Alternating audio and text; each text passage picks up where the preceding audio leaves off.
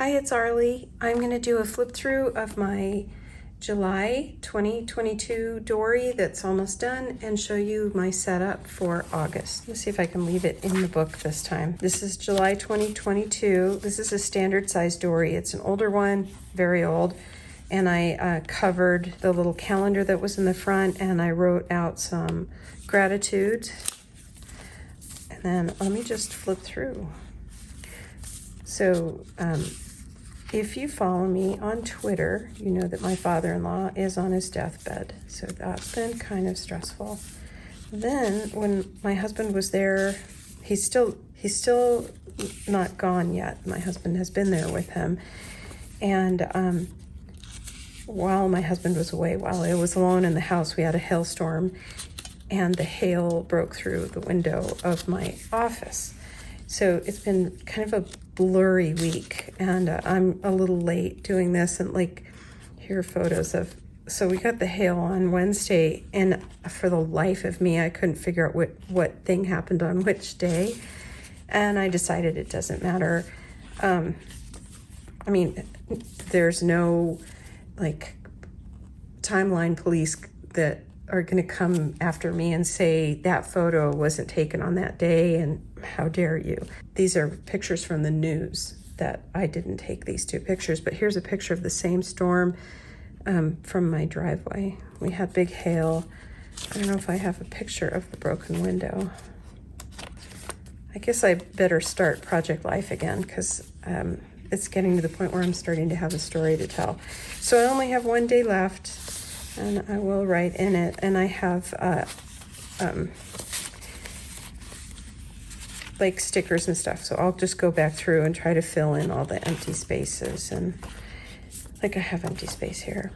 So that's that, and then I'll put that away. And then I just finished setting this up. This is August. I used August from another year, and there were two Augusts that had bugs and flowers. One had sunflowers and ladybugs, and then this one had kind of dahlias and cosmos and marigolds and bees. So I went through my stuff and kind of picked a little of each, from the older stuff. So I have some of the sunflower ones, and I ended up with a lot of extra stuff because part of my payment for doing the work was to get some of the product in trade. So lucky me, I have enough product to last me a while. It's really fun. So I took it apart, took the cover off, which is here, and I actually used the cover to help measure my cover paper. I made it a little larger than the book. I don't know if you can see. It's about 1/4 inch larger. So I kind of like that. It feels generous. And I've put the pockets in, and I don't mind using staples. They're actually not staples. It's a tiny fastener or something. Or maybe it's just called a fastener, and it's by Tim Holtz, and I love this. It takes a different size of staples. They're smaller than your normal staple. That doesn't sound right, but normal staple. So I like them because they're these little tiny staples. So I have pockets. It ends up I never use the pockets, but I still like having them here in case I'm sort of halfway through something, I guess, or if I do decide to take my planner with me, which I never do. I always leave it here on my desk like this, and then I come up and spend a little time, and I use it more like a diary or a journal. I don't use it for planning, except I do use the center page. So this time, instead of my usual black stamps, I decided to use color inspired by both the cover and the inside. So I used pink and green. And what I like about stamping is that it doesn't create any bulk. And so if I'm going to be adding staples, which do add bulk, maybe I can, balance that off by using stamping. And then the other thing that I did, I'm going to pause right here. The other thing that I did from this stamp is from One Canoe 2, and it's just borders. And I stamped in different colors along the top corner to remind myself not to put things up there, because what I like to do is I like to cut off the top right corner. Oh, I broke my toe. It's been a really weird month. So I like to cut the corner off, and that helps me get to today. And that's an old habit I have that really works for me. And so what I did was I sort of marked the corner so that I won't forget that, because what I keep doing is putting things up in the corner. Like here, I put the tape in the corner, and I think actually I was pretty good. But so anyway, that's just to remind myself that this space is reserved for me to cut it off. And One Canoe 2 has really pretty scrapbook papers. They have a really talented set of artists.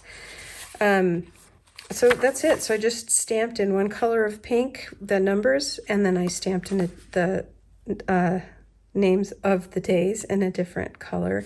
And here I made a mistake. So I keep nearby sticker paper, just a little leftover piece, and I just covered it over with white because I don't care, and this isn't going anywhere except to me, so I just did it. And then the other thing, the reason that all of these have a little piece of washi, I put them all in place first and held them in place. And by the way, these are older tabs that don't have the adhesive on the back. Actually, I think this one does, but I stapled it anyway. So I held them all in place with a piece of washi, and then I just decided to leave the washi because I kind of like it.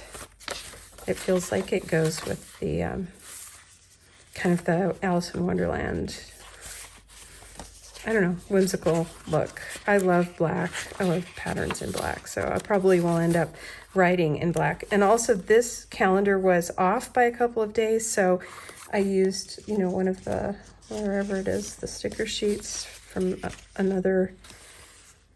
from August 2017. I guess this is the same one. Oh, no, it's not. This one has blue. So I think this one is 2018. But Christine does tend to, she tries to make things match or have a little bit of overlap. She's really a good art director, so that things still will go. So even though there is no blue in this August and there is blue in 2017, it still looks like it goes, I think. And then also I've added this, I think this is made by Crate Paper. I've added this paper that has this darker pink and this blue. So that gives me permission to add blue. I don't know if that makes any sense. So whatever year this was, the first was on Wednesday. And so once I shifted everything over, then I had two extra, I had 30 and 31 here, and I just covered them with a ladybug. But I don't really use this as much as I use this. This has been really handy for me, and this is the first time I've done this one without making a mistake, so I'm very proud of myself.